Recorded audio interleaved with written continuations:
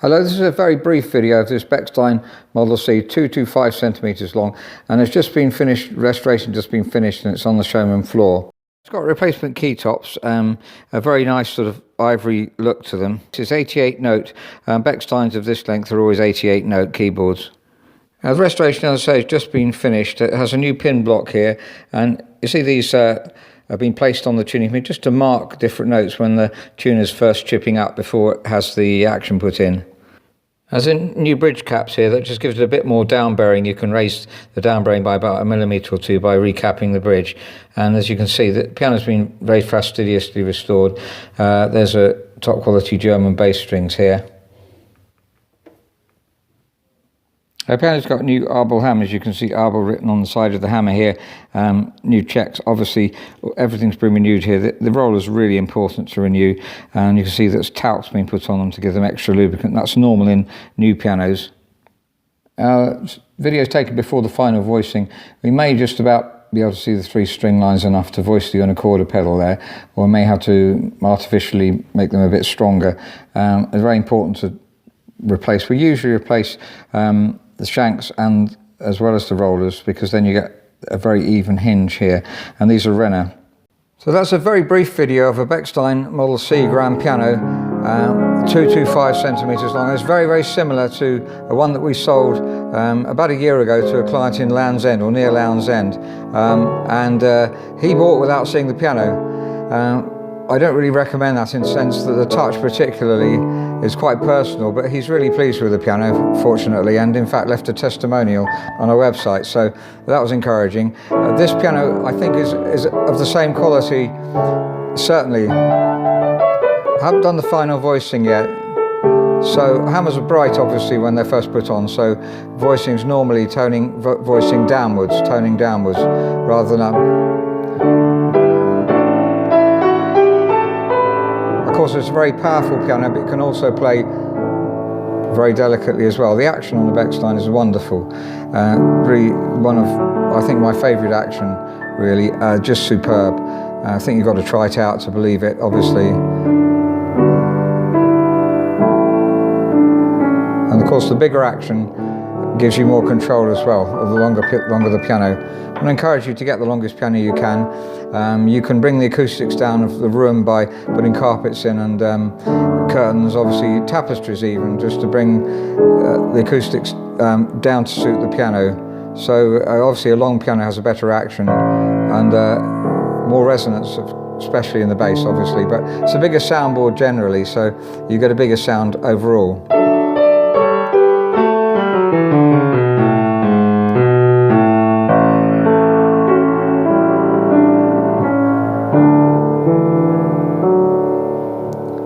Thank you very much for listening. Since making the video, I found that we did have to mark the string. So marking the underside of the string so that the hammers get 3 marks in them, so you can see where to voice from the unicorda. Look at that in a minute. First of all, by the way, voicing is done before the hammers are put on the piano. You deep voice here, especially with Renner. These are arbel hammers. They tend to not be quite so hard as Renners, so they need voicing here and then voicing right up less deeply up to the shoulders. So this is the final voicing that we're going to do now, and this is to do with the unicorda pedal, so that when you press the left hand pedal, the action shifts and a different part of the hammer hits the string.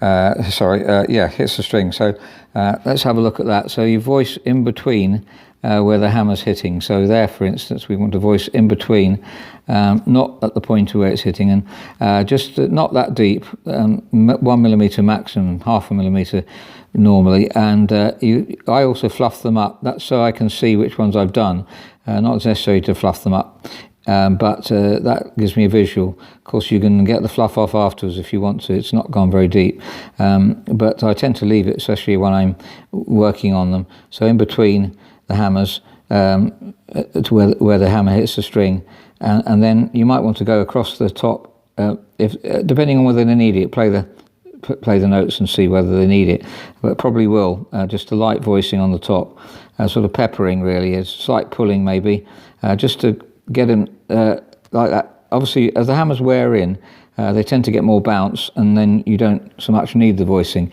It's when they're not worn in that you need it. And of course, concert pianists, they've always got new or newish hammers. Alfred Brendel, for instance, I know for a fact used to get the hammers voiced in between where the string hits. He used to like a really strong contrast between playing normally and playing with the unicorda. He was very fastidious about it, very strong-minded, and very respected as a man who really got involved with the technical details of the piano, and particularly voicing. In his book, Musical Thoughts and Afterthoughts, there's a whole section on it worth reading if you're a technician. So I know technicians develop their own ideas, and we're all a bit different. So voicing round here first, voicing here is more important really. If you're not, voice there a lot before you voice the end. Try and do as much voicing here as possible, and this is just final sort of icing on the cake, as it were. When you're voicing, by the way, you want to peter out as you go towards the top. You can see I haven't voiced at all here. So if you do, you really need quite strong hammers at the top end. Again, opinions vary a bit. Alfred Brendel also mentions that he doesn't feel you should voice near the top. Nearly forgot to mention that we've also added the caster cups under this piano, glass caster cups. They make it an inch higher. In fact, there was already extra legroom, so there's now about 5 centimetres extra legroom, 61.5 being normal. This is 66.5. So if you're a tall person, that's very useful. The initially low pedals on the Bechstein, this is another Bechstein, really low, 4 centimetres from the floor, allow us to raise it up. So this one extra 2.5 centimetres up, and that's still not as high as a lot of grands and uprights.